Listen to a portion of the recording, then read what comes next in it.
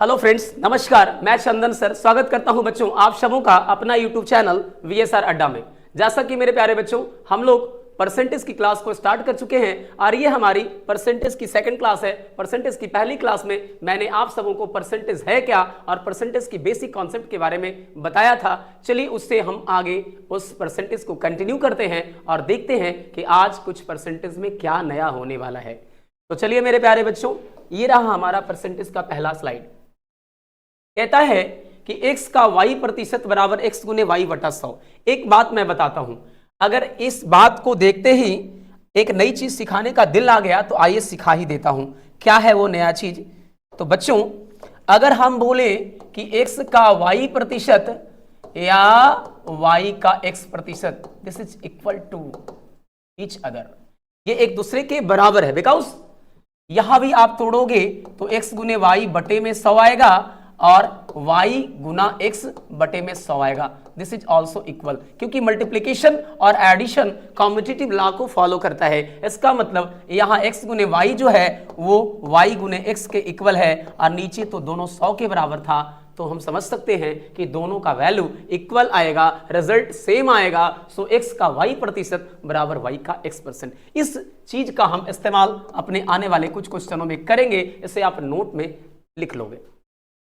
तो बच्चों, मैंने देखा x का y प्रतिशत तो x गुना y बटे 100। x को y के प्रतिशत के रूप में व्यक्त करें। किसके प्रतिशत के रूप में? y के परसेंटेज के रूप में, ठीक है ना।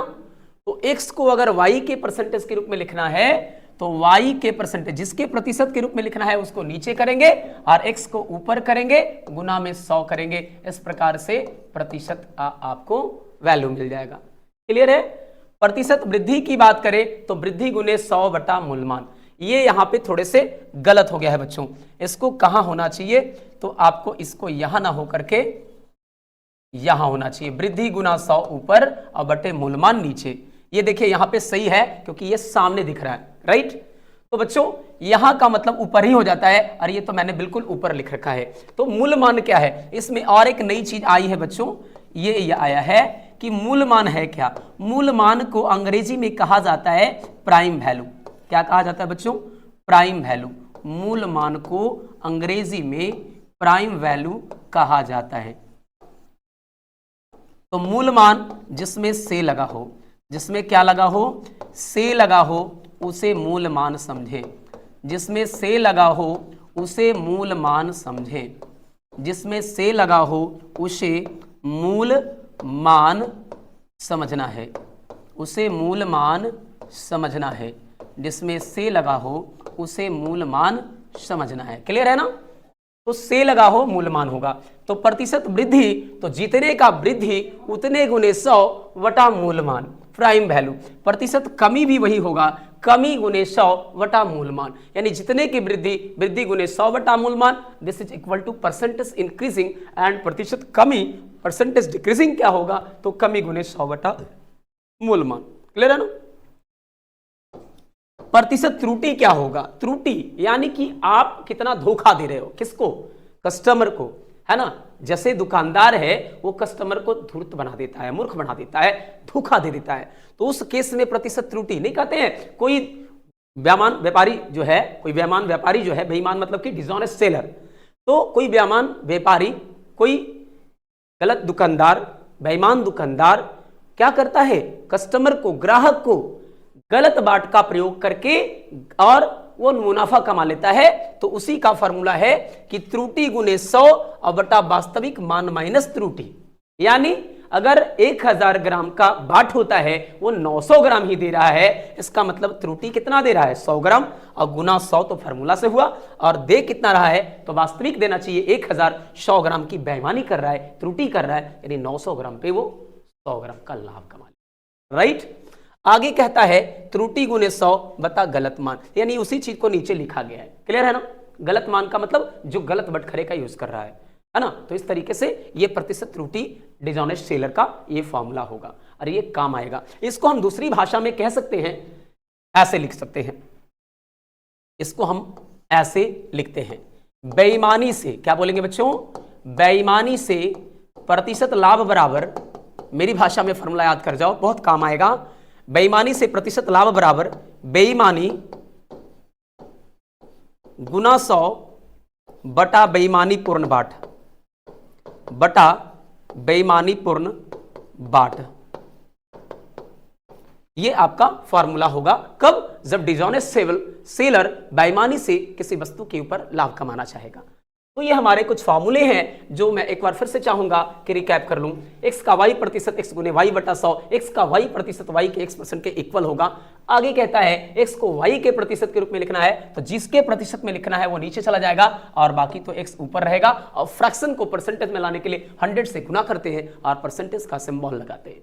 आगे कहता है प्रतिशत वृद्धि, तो वृद्धि गुने 100 बटा मूलमान। मूलमान क्या है? उसको अंग्रेजी में प्राइम वैल्यू कहते हैं, जिसमें से लगा हो उसे मूलमान समझना है। आगे वैसे ही प्रतिशत कमी होगा, कमी भी आपका कमी गुने 100 बटा मूलमान, मूलमान वही जिसमें से लगा हो। और प्रतिशत त्रुटि, जब बेईमान दुकानदार बेईमानी करके प्रतिशत लाभ कमाता है तो बेईमानी से प्रतिशत लाभ बराबर बेईमानी गुने 100 बटा बेईमानी पूर्ण बाट, यानी त्रुटि गुने 100 बटा गलत बाट, या त्रुटि इंटू 100 बटा वास्तविक मान माइनस त्रुटि। क्लियर है? तो चलिए हम लोग इन फार्मूलों का इस्तेमाल जरूरत पड़ने पे करेंगे एक एक करके जब हमारे क्वेश्चंस में मिलेगा। आगे कुछ सवाल हमारे बेसिक्स में है और अभी हम लोग एक या दो क्या 3-4 सवाल 3-4 क्लास जो है हम लोग बेसिक ही करेंगे, बिकॉज परसेंटेज भी एक बहुत ही इंपॉर्टेंट चैप्टर है और अगर इस चैप्टर को आप अगर बहुत अच्छा करना चाहते हैं तो वक्त तो देना पड़ेगा। कम से कम आपको 3 से 4 क्लास आपको बेसिक करना पड़ेगा और इन बेसिक क्लास के बाद मैं समझता हूं किसी भी लेवल का क्वेश्चन आएगा तो उसे करने में आपको ये बेसिक बहुत ही इंपॉर्टेंट रोल अदा करेगा। कहता है कि संख्या 25 संख्या 40 का कितना प्रतिशत है? तो इसमें बेटा एक का नियम तुमको बताकर जाऊंगा।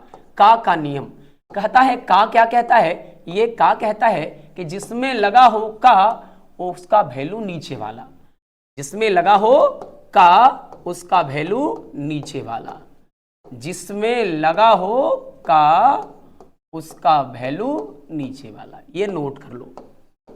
तो उसका वैल्यू नीचे वाला समझेंगे, नीचे वाला।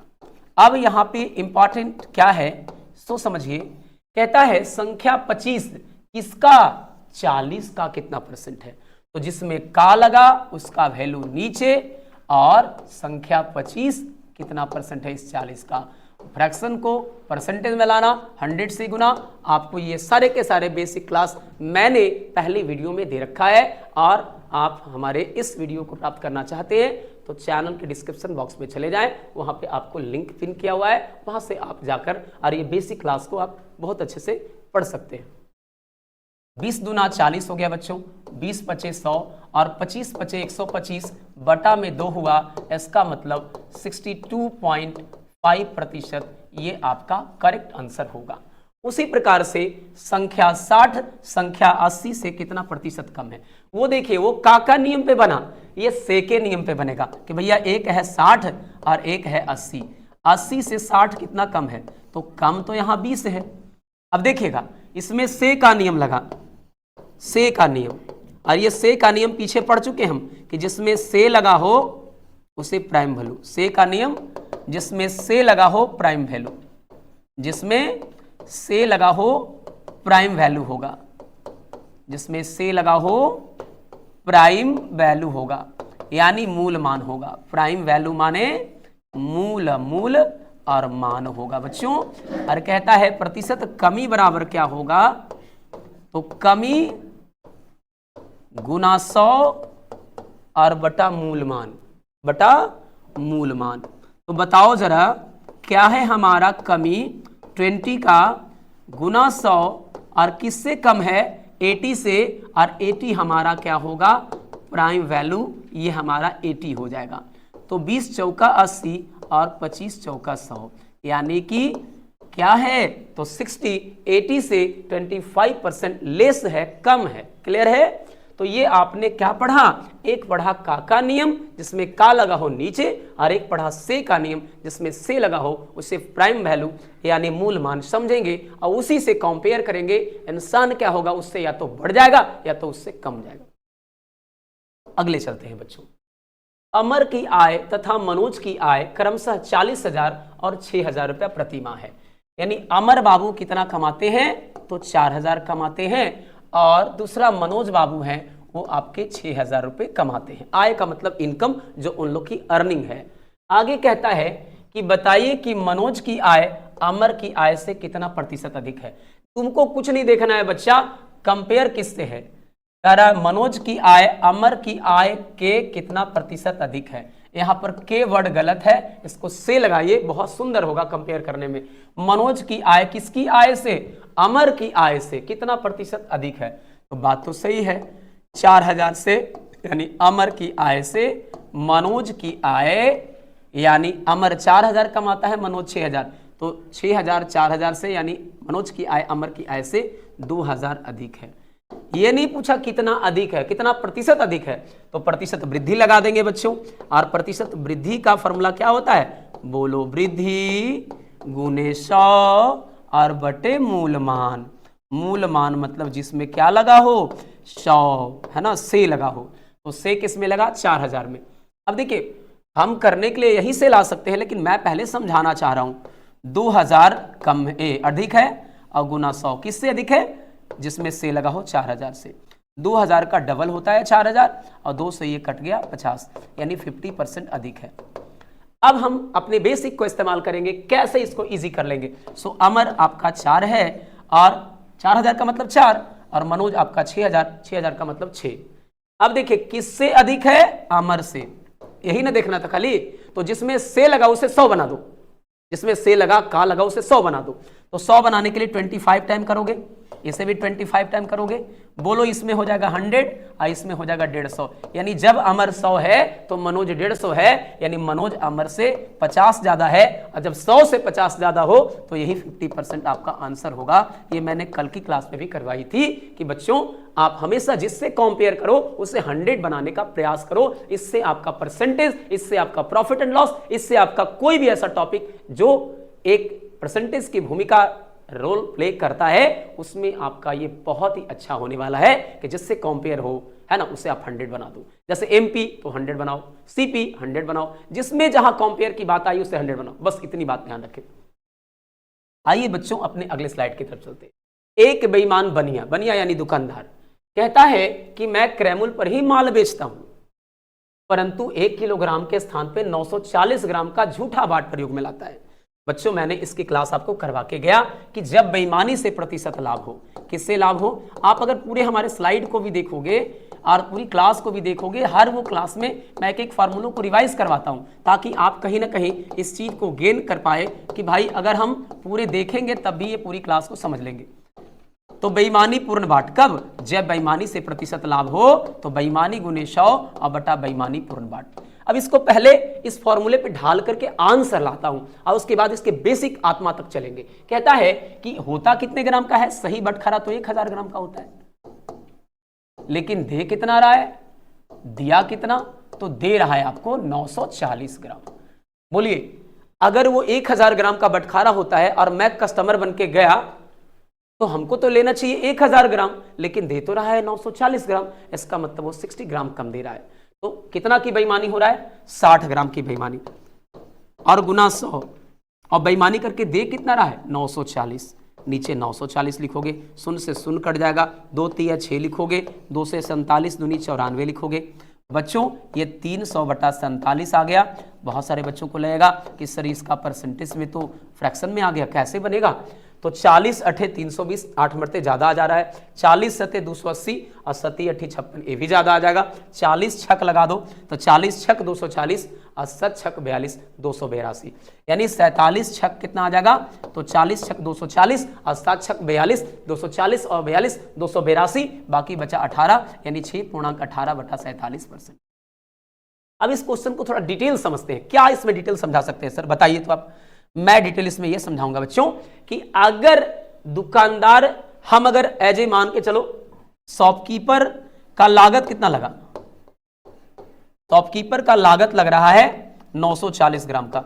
अब बताओ ना बाबू, हम सोच के जा रहे हैं कि हमको 1000 ग्राम का पैसा, मान लो 1000 ग्राम का मूल्य 1000 रुपया लगता है, तो हम तो उसको 1000 रुपया पे कर रहे हैं, यानी हम उसको कितना दे रहे हैं, हम उसको दे रहे हैं एसपी के रूप में, हम उसको दे रहे हैं 1000 रुपया। हम उसको, हम क्या, वो बेच रहा है मैं खरीद रहा हूं, तो मैं खरीद रहा हूं तो उसके लिए तो एसपी हो गया ना, मेरे लिए सीपी है, लेकिन उसके लिए तो एसपी है। मैं तो 1000 पे कर रहा हूं, लेकिन 1000 ग्राम के 1000 रुपया होता है, तो मैं तो कहीं ना कहीं 1000 ग्राम के पैसे 1000 दे रहा हूं। लेकिन उसने क्या किया, चोरी कर ली। हमको देना चाहिए 1000 ग्राम, बट खरा डंडी मार के दे रहा है 940 ग्राम, यानी उसकी लागत तो 940 ग्राम का पैसा लगा होगा। तो 940 ग्राम का लागत दुकानदार का 940 लगा और दे रहा है कितना में, 1000 में, यानी कमा रहा है 1000 रुपया। तो ये क्रैमुल है, ये विक्रैमुल है। बोले कितना का प्रॉफिट हुआ जी? आप लाइव में पढ़ सकते हैं हमारे से प्रॉफिट एंड लॉस भी। प्रॉफिट एंड लॉस की क्लास में मैंने क्रैमुल विक्रैमुल से लाभ कैसे होता है ये बता रखे हैं। तो प्रतिशत लाभ बराबर होता है लाभ।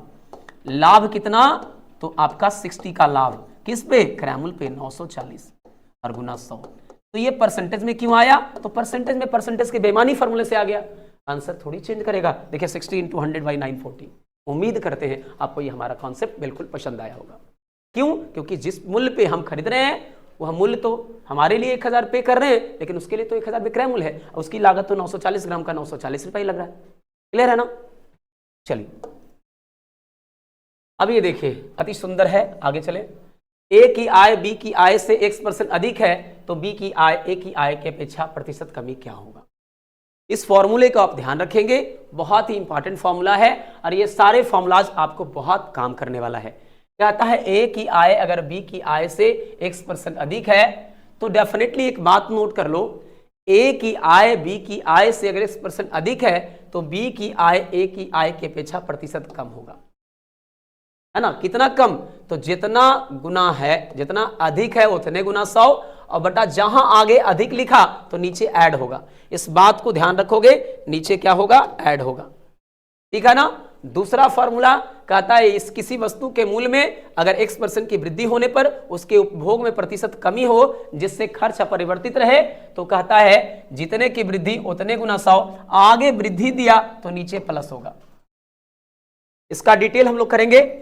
किसी आयत की लंबाई में X% की वृद्धि होने पर उसके चौड़ाई में कितने % की कमी हो जिससे क्षेत्रफल अपरिवर्तित रहे, तो X/100 + X × 100, यानी जितने का आपका वृद्धि हो रहा है उतना गुने 100 और बटा 100 + X।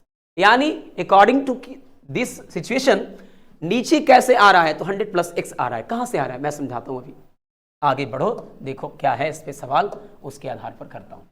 जैसे क्वेश्चन कहा ए का वेतन बी के वेतन से 50% ज्यादा है, कोई दिक्कत नहीं है। ए का वेतन बी के वेतन से 50 ज्यादा है, यानी ये 100 है तो ये 150 है। तो बी का वेतन यहां पे ए छूटा हुआ है, यहां पे आप लोग ए नोट कर लोगे। बी का वेतन ए से कितना प्रतिशत, यहां पे और कुछ छूटा हुआ है तो बच्चा कम छूटा हुआ है, कितना प्रतिशत कम है। तो ए का वेतन बी से, यहां पर बी भी छूटा हुआ है। ए का वेतन बी से 50% अधिक है तो बी का वेतन ए से कितना प्रतिशत कम होगा। तो कैसे बनाएंगे, यदि ए का वेतन बी से 50% ज्यादा है तो बोलिए बी तो ए से 50 कम है ना बच्चों। अगर मैं तुमसे ज्यादा हूं तो तुम मेरे से कम है, तो ज्यादा और कम के मामले में, पैसे के मामले में इक्वल होंगे। जैसे ए अगर बी से 50 ज्यादा है तो बी ए से 50 कम है, ऐसे अमाउंट के रूप में। लेकिन अगर परसेंटेज की रोल के रूप में देखें तो ए बी से 50% ज्यादा है। एक बात ध्यान रखना, अगर मैं तुमसे प्रतिशत में 50% ज्यादा हूं तो बढ़ने वाली जो प्रतिशत का न्यूमेरिकल वैल्यू होगी वो ज्यादा होगी कमने वाली वैल्यू से। इसका मतलब इसके अपोजिट देखा जाए तो कमने वाली वैल्यू बढ़ने वाली वैल्यू के न्यूमेरिकल वैल्यू से कम होगी। यानी अगर 50% से बढ़ रहा है तो कमने वाली वैल्यू 50% से कुछ कम होगी। क्लियर है? आइए चेक कर देते हैं आपको। ए बी से 50% ज्यादा है तो बच्चों ये सारी चीजें ऑप्शन रहता ना तो बहुत क्लियर हो जाता है, लेकिन अभी तुम लोग बेसिक क्लास कर रहे हैं और वो 3-4 दिन चलेगा ही, तो बेसिक पहले एकदम बढ़िया से कर लीजिए। तो ए बी से 50% ज्यादा है तो बी ए से कितना कम होगा। तो अब से लग गया किस में, 50, ए 150 में, ए में। तो आप जानते हैं कि प्रतिशत कमी बराबर क्या होता है, तो कमी गुने 100 बटा मूलमान, कमी गुना 100 और बटा मूलमान। तो बच्चों क्या बताया गया कि जितना का कमी हुआ उतने गुना 100 किससे कम हुआ, 150 से। ये हो गया 50 या 150, 100 बटा 3, इसका मतलब 33.33%। ये सब परसेंटेज वैल्यू तो याद करवाएंगे, इसकी मुझे गारंटी है। मैं आपको बताता हूं, एक परसेंटेज वैल्यू याद ना करा दिया तो बोलो। तो 33.33% या 33.1/3%। अब हम फॉर्मूले पे चलते हैं जो बैक में अभी पढ़ाई किया। क्या पढ़ा कि एक ही आय अगर 20 से x% ज्यादा है तो जितना ज्यादा है उतने गुना 100, और ज्यादा दिल है तो नीचे 100 + x। बस इस पे बिठाओ, आंसर लाओ। तो क्या बोला गया, 50% अधिक है तो अगर x ज्यादा है तो x × 100, और ज्यादा है तो नीचे 100 + x। आइए अगले के लिए आएगा कि हम तुमसे अगर प्रतिशत ज्यादा है तो तुम मेरे से परसेंटेज कम होगा। आओ बच्चों, वैल्यू बिठाओ, आंसर लाओ। 50 × 100 और 100 + 50 150, 50 या 150, 100/3 यानी 33 सही, 1/3% यानी 33.33%। आंसर बदल गया क्या? नहीं ना। तो फार्मूला से भी बना सकते हो, बेसिक भी आपके पास है।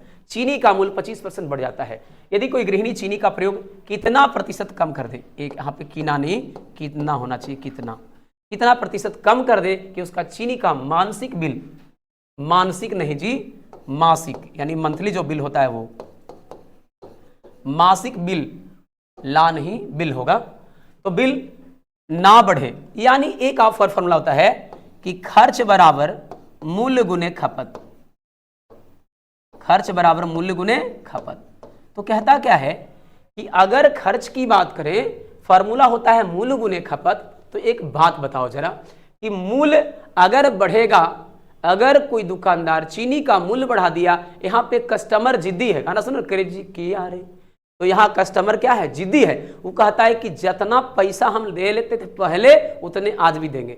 यानी 100 रुपये चीनी हम पहले खरीदते थे, 100 रुपये की चीनी आज भी खरीदेंगे। और मूल्य बढ़ा है तो तू चीनी का खपत कम करो। पत्नी को आदेश देगा कि सरकार थोड़ा कम चाय पीजिए, मूल्य बढ़ल है। अगर चीनी का मूल्य बढ़ेगा तो पत्नी को बोलेगा खपत कम कर दीजिए सरकार। और चीनी के मूल्य अगर कम जाएगा तो कहेगा कि दुर्वा पर जे बाबा बोला के कहां चाय पिला देती है, बैठल रहते हैं इसी झूठों, मैंने 2-3 बार चाय पियो।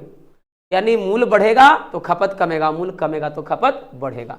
तो यहाँ पे यही बोला कि मूल्य बढ़ गया है तो कोई गृहिणी चीनी का प्रयोग यानी खपत कितना कम कर दे, कितना प्रतिशत से कि उसका मासिक बिल ना बढ़े। यानी यहाँ पर जिद्दी है कस्टमर कि जितना खर्चा करते थे उतने खर्चा करेंगे, चाहे बिल बढ़ जाए, मतलब कि मूल्य बढ़ जाए या मूल्य कम जाए।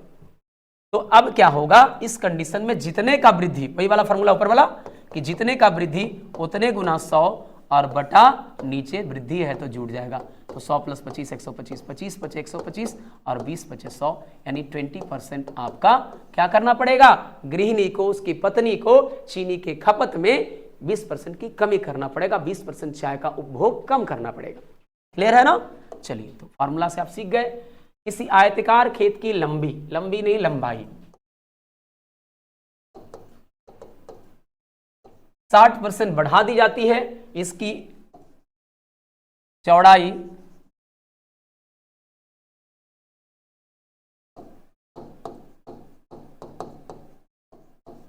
कितना प्रतिशत कम कर दी जाए कि उसका चीनी का मासिक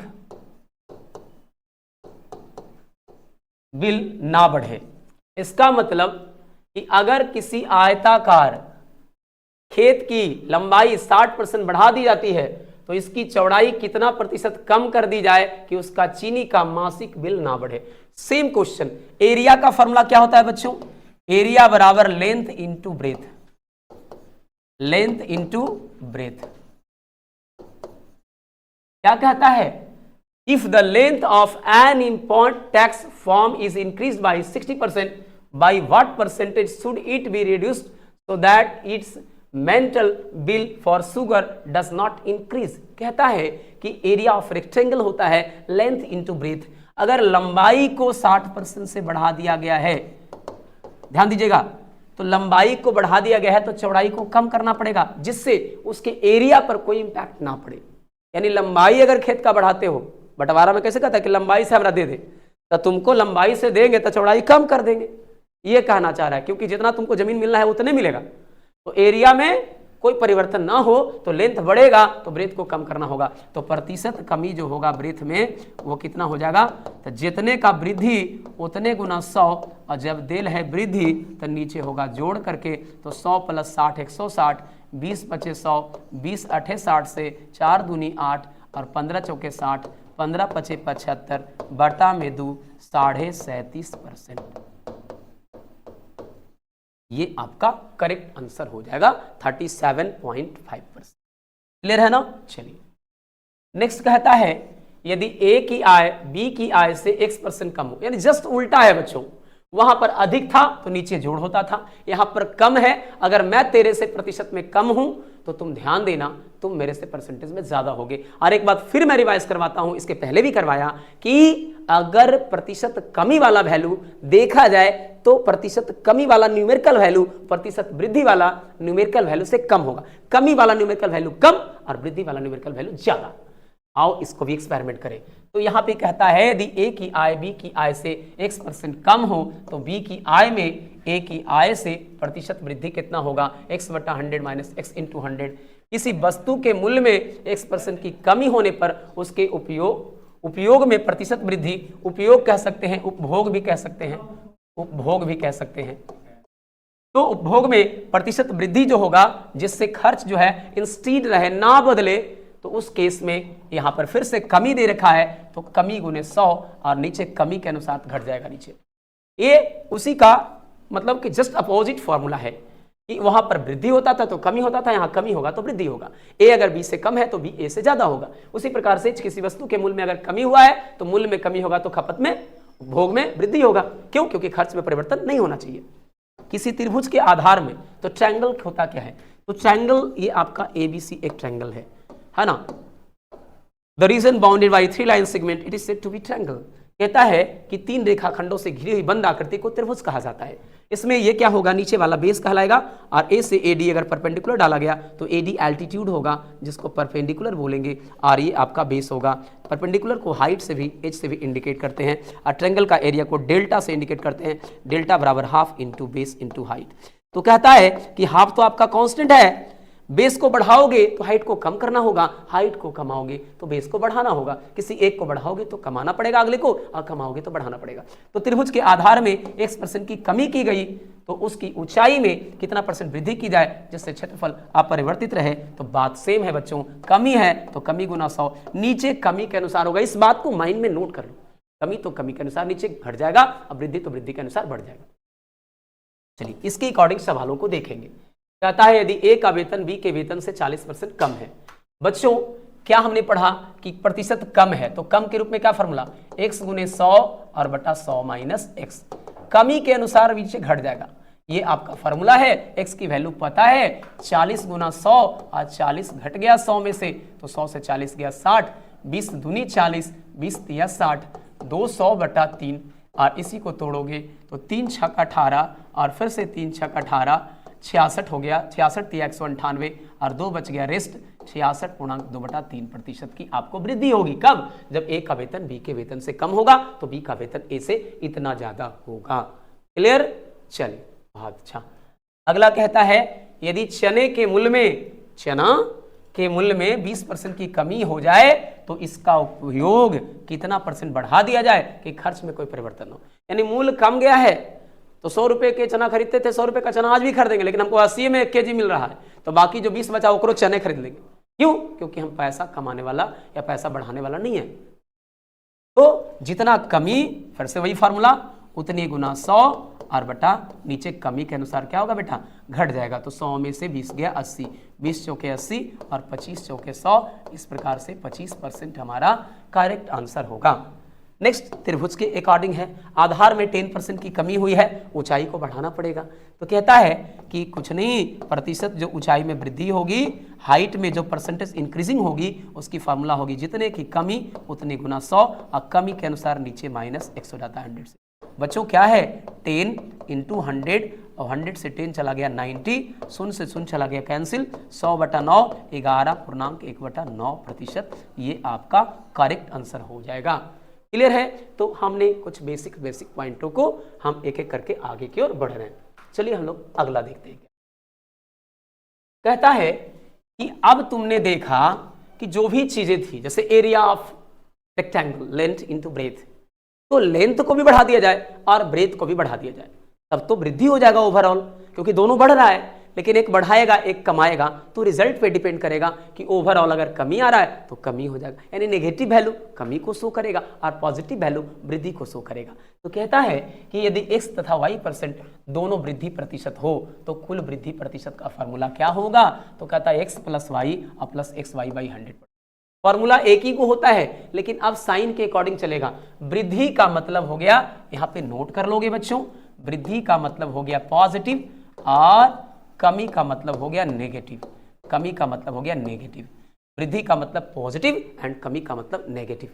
आगे कहता है यदि x% तथा y% दोनों कमी प्रतिशत हो तो दोनों यहाँ नेगेटिव हो जाएगा और माइनस माइनस दोनों टकरा के यहाँ प्लस हो जाएगा और ये फार्मूला हो जाएगा। यानी कुछ नहीं किया गया, बस साइन दोनों का कमी हुआ इसलिए नेगेटिव हो गया, और आगे तो गुना में क्या होता है, माइनस माइनस प्लस हो जाता है, इसलिए यहाँ प्लस फिर से हो गया।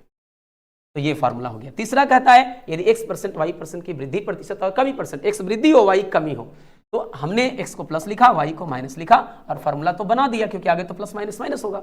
लेकिन अब कहता है कि यहाँ नोट में एकदम नोट निकाल के लिख लीजिए कि भैया मान धनात्मक यानी पॉजिटिव होने पर प्रतिशत वृद्धि होगा आंसर, यानी इसका आंसर अगर पॉजिटिव आ गया तो प्रतिशत वृद्धि होगा और अगर नेगेटिव आ गया तो प्रतिशत कमी हो जाएगा जी, कमी इधर से होगा, ठीक है ना। इस प्रकार से ध्यान रखोगे तो प्रतिशत वृद्धि होगा और ऋणात्मक होने पर प्रतिशत कमी होगा। ये कुछ फार्मूले हैं, इसके आधार पर भी सवालों को करेंगे और ये हमारा बेसिक है। तो क्वेश्चन आपके सामने है, आगे और भी फार्मूले हैं, मतलब जितना ज्यादा इसकी कंडीशंस हो सकती है, जितनी ज्यादा पॉसिबिलिटी हो सकती है उतने फार्मूले बनाए गए हैं। कहता है यदि x% तथा y% प्रतिशत कमी प्रतिशत और वृद्धि प्रतिशत हो, यानी x कमी हो जाए y वृद्धि हो जाए, सेम वही होगा, बस जो कमी है उसके लिए माइनस सिंबल और जो वृद्धि है उसके लिए प्लस सिंबल। आगे दोनों प्रोडक्ट में है, दोनों के साइन के अकॉर्डिंग फंक्शन करेंगे, एक माइनस एक प्लस, जब प्रोडक्ट करते हैं minus into plus is equal to minus.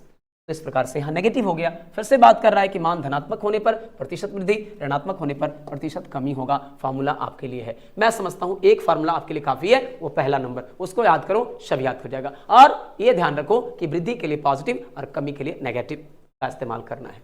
अब कहता है एक दुकानदार अपने सामान का मूल्य क्रय मूल्य से 25% बाद और 20% बढ़ा देता है।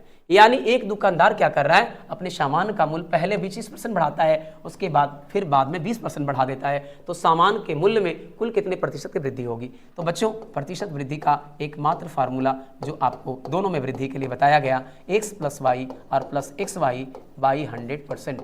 अब बस कुछ नहीं करना है, इस पर उठाओ आंसर लाओ। तो बच्चों 25 और प्लस 20 और प्लस 25 और गुना 20 और बटा में 100, और बच्चों क्या करोगे, 25 चौके 100, 4 पचे 20 और 20 25 45 और 5 जोड़ दो तो 50% की ओवरऑल वृद्धि होगी। और यही हमारा करेक्ट आंसर होगा।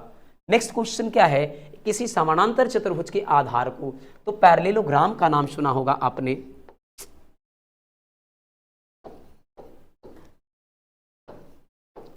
तो ये दोनों पैरेलल होगा, आमने सामने की भुजाएं पैरेलल होती है और ये दोनों भी पैरेलल होगा। और किसी पैरेललोग्राम का जो बेस है उसको 50% से घटाया गया यानी नेगेटिव हुआ, तो पहला वैल्यू a - x आ गया, नेगेटिव में है ना इसलिए। दूसरी वैल्यू ऊंचाई को 40% से घटाया गया, ये भी आपका नेगेटिव है। तो जब दोनों नेगेटिव हो तो माइनस और ये भी माइनस और माइनस माइनस दोनों मिलके प्लस होगा और बटा में ये आपका फार्मूला होगा। तो फार्मूला हम इसलिए बार बार लिख रहे हैं ताकि आपको याद करवा दे। यानी आप नेगेटिव पहले को लिख रहे हैं -50, सेकंड को भी लिखेंगे -40 और -50 प्लस हो जाएगा 50 × 40/100 और बस कैलकुलेट कर दो, 2 शून्य 2 शून्य चला गया और 50 40 -90 और उधर से +20 चला गया, तो -90 से +20 चला गया -70, यानी आंसर के बाद के रुका जाए तो 70% कमी बोलेंगे हम लोग, क्योंकि नेगेटिव आना रिजल्ट कमी को शो करेगा और पॉजिटिव आना वृद्धि को शो करेगा बच्चों। तो ये हमारे कुछ फार्मूले के आधार पर सवाल हैं, उसको हम लोग कर रहे हैं। यदि पंखों के मूल्य में 20% की वृद्धि हो जाए, उसकी बिक्री में 40% की कमी आ गई है, तो बिक्री पर क्या प्रभाव पड़ेगा। तो बच्चों आप देख सकते हैं कि मूल्य 20% से बढ़ा और होता क्या है, खर्च बराबर मूल्य गुने खपत, खर्च बराबर मूल्य गुने खपत बोल सकते हैं या फिर बिक्री भी कह सकते हैं बच्चों, मूल्य गुने बिक्री। खपत तो कहेंगे कब, जब उसको हम इस्तेमाल में लाएंगे, लेकिन जब हम किसी चीज को चला रहे हैं और मूल्य उसका पता है और उसकी बिक्री को आप बढ़ा रहे हैं घटा रहे हैं, अकॉर्डिंग टू सिचुएशन देखना है।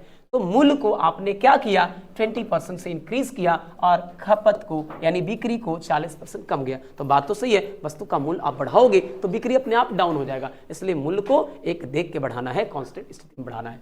तो कहता है कि अगर दोनों में कंडीशन परिवर्तन हो तो मूल्य बढ़ा है 20% से और कमी हुई है बिक्री में 40% से नेगेटिव। तो पहला बस साइन जो है सो लिखते चलो, फार्मूला एक ही है बच्चों, x प्लस वाई, अगर दोनों प्लस में है, और प्लस एक्स वाई बाई 100%, बस इसको आप याद कर लीजिए और उसके बाद जो है सारे इस पे ढालते चले जाइए।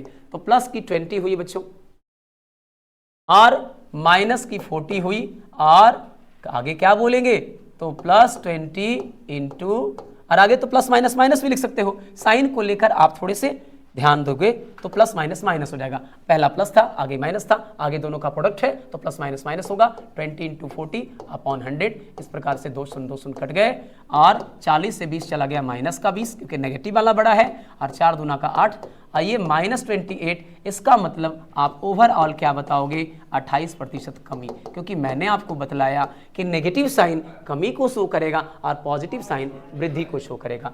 आगे कहता है बच्चों, यदि वॉशिंग मशीन के मूल्य में 15% की कमी की जाती है तो उसकी बिक्री में 20% की वृद्धि की जाती है। यानी फिर से -15 पहला आया, अगला +20 आया और फिर से प्लस माइनस करोगे माइनस होगा, 15 गुना 20 और बटा में आपका 100 हो जाएगा बच्चों। तो 20 25 100 और 5 तिया 15, इस प्रकार से 20 से 15 चला गया तो माइनस का 5 या प्लस का 5 और 5 से 3 चला गया तो आपका सही आंसर क्या हो गया, प्लस का 2।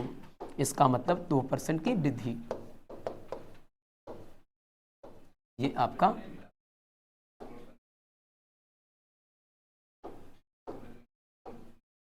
%2 की वृद्धि आपका आंसर हो जाएगा। क्लियर है ना? चलिए अगले सवाल की तरफ। अगला हमारा क्या है बच्चों, तो थोड़ा समझने का प्रयास कीजिए, मैं आपको कुछ सिखाना चाह रहा हूं। ये जो हमारा स्लाइड है इसको बार बार हम लाएंगे और आपको पूरा याद करवाने का प्रयास करेंगे। अगर ये चीजें याद हो गई तो आपके आने वाला कल परसेंटेज के लिए आप एक बहुत अच्छे योद्धा बनने वाले हैं। तो आइए बच्चों, 1/2 यानी 50%, 1/3 33 सही, 1/3% यानी 33.33। इसको आप याद करो यार, अपने दीवार पे, घर के दीवारों पे साटो, सामने जहां रहते हो वहां, जहां हर बार आपकी निगाहें जाती है, और उसे ही बार बार याद करो। 1/4 25%, 1/5 20%, 1/6 16 सही 2/3% यानी 16.66%, 1/7 14.2/7%, 14.28%। ये सारे चीज मैं खुद एक वीडियो स्पेशल लेके आऊंगा इसके आधार पर, और उस दिन सिर्फ यही चलेगा। क्यों? क्योंकि ये बहुत इंपॉर्टेंट है। ये अगर ठीक हो गया फ्रैक्शन टेबल और रेसिप्रोकल परसेंटेज वैल्यू, तो समझ लीजिए आपका परसेंटेज बहुत ईजी हो जाएगा, एकदम जहां तक सोच नहीं सकते वहां तक ईजी हो जाएगा। तो 1/2 50%, अब 1 कहाँ गया सर, तो अपने आप में 100%। 1/2 50%, 1/3 33 सही, 1/3 यानी 33.33%, 1/4 25%, 1/5 20%, 1/6 16.2/3% यानी 2/3 का मतलब 16.66। मैं अगला एक फ्रैक्शन के लिए एक अलग से वीडियो बनाऊंगा जिसमें 2/3 का मान, 1/3 का मान, 1/4 का मान, 1/5 का मान, ऐसे आप 25 तक कर लेते हो ना, तो आपका कैलकुलेशन भी बेहतर होता है और आप परसेंटेज के लिए तो बहुत अच्छे विद्यार्थी हो जाओगे। और इसके लिए यही से काम चलेगा, इसलिए मैं बार बार इसे याद करवा रहा हूं। तो ये हो गया 1/7 14 सही 2/7% 14.28%, 1/8 12.5% 12.5%, 1/9 11 1/9% 11.11%, 1/10 10%, 1/11 9 सही 1/11% 9.09%, 1/12 8 सही 1/3% 8.33%, 1/13 7.9/13 7.69%। 2-3 बार देखोगे याद हो जाएगा। 1/14 7.7% 7.14%, 1/15 6/3% 6.66%। ऐसे करके इसको एकदम फ्रैक्शन टेबल से रेसिप्रोकल वैल्यू याद कर लेना है। 1/16 6 1/4% यानी 6.25 यानी 6.25%, 1/17 5.15/17 5.88%, 5.88%, 2 बार 3 बार ऐसे रिपीट करो। 1/18 5.5/9 यानी 5.55%, 1/19 5.5/19 5.26%। फिर से आ जाओ, 1/17 5.88% ऐसे करके 5.55% और 1/19 5.26%। 2-3 बार 4 बार रिकॉल करो और इसे बार बार आप इसे इस्तेमाल में लाओ, यूज करो, आप याद हो जाएगा। 1/20 5%, यहाँ से 5 मैं इंपॉर्टेंट क्वेश्चनों के लिए दिया हूँ। कई बार ये आता है तो परेशान करता है बच्चों को, और इसलिए मैंने आगे भी याद करवाया है। कई 20 तक भी याद करते हैं तो काम चल जाता है, लेकिन काम चलने से मतलब नहीं है, काम सफल होने से मतलब है। 1/21 4/16/21 यानी 4.76%, इसके 2-3 बार देखेंगे। 1/21 4/16/21 यानी 4.76%। 1/22 4/6/11% 4.54%। 1/23 4/8/23% 4.34%। 1/24 4/6% 4.16%। 1/25 4%। इस प्रकार से आप ये क्या देखा कि आपने ये देखा कि पूरा का पूरा ये फ्रैक्शन टेबल आपके लिए बहुत इंपॉर्टेंट है। तो चलिए मेरे प्यारे बच्चों, इस फ्रैक्शन टेबल को हमेशा अपने साथ रखिए और फ्रैक्शन और परसेंटेज टू रेसिप्रोकल वैल्यू, इन सभी चीज़ों को याद कीजिए और उसको यूज में लाइए और धीरे धीरे करके परसेंटेज को आप बेस्ट करिए, क्योंकि परसेंटेज चैप्टर यदि अच्छा हुआ तो आपके अर्थमेटिक में आपका 50% अच्छा होने की संभावना है। चलिए मेरे प्यारे बच्चों, आपको हमारी ये परसेंटेज की क्लास कैसी लगी? अगर आपको अच्छी लगी हो क्लास तो आप हमारे वीडियो को शेयर अवश्य करेंगे। फिर मिलेंगे अगली क्लास में, तब तक के लिए जय हिंद, जय भारत, वंदे मातरम, भारत माता की जय। Thanks for watching, love you all.